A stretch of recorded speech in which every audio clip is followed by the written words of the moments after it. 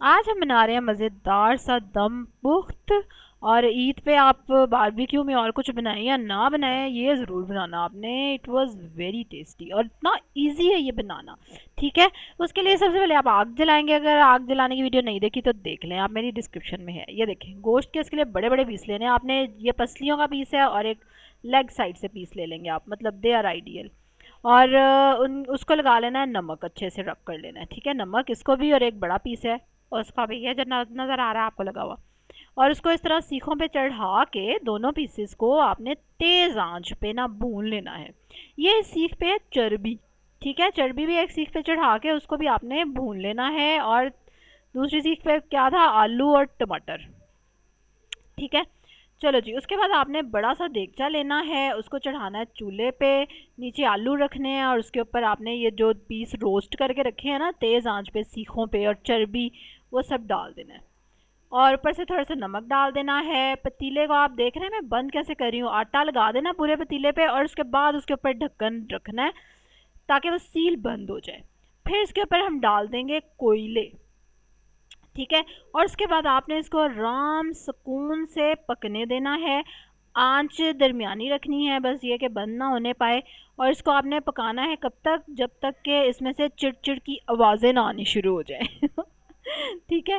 तो अप्रॉक्सीमेटली कोई 45 मिनट्स के लगेंगे। ठीक है। तो आपने कान लगा के सुन लेना है कि आवाज़ें आ रही हैं कि नहीं आ रही। और अगर जब आवाज़ें आनी शुरू हो जाएंगी तो इट मीन्स के तब आप इसको ओपन कर सकते हैं। ठीक है। तो चलें जी, अब देखते हैं कि ये कब तक पकता है और फिर मैं आपको इसको ज़रा खोल के दिखाती हूँ। ये रेडी। ठीक है। अब ये मैंने इसको उतार लिया है अंगीठी के ऊपर से और अब इसको खोलते हैं and I am very excited.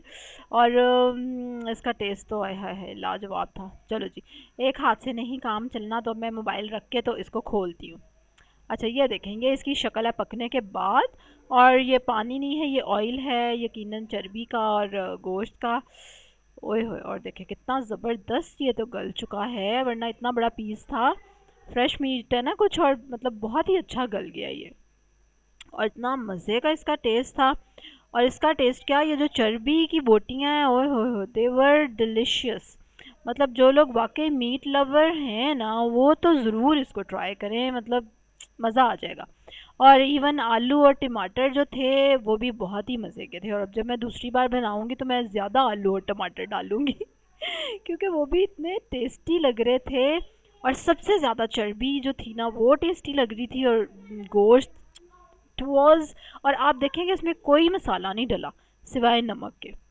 चलें जी, डन हो गया। आप इसी पे ये तो ज़रूर बना रहे हैं। ठीक है।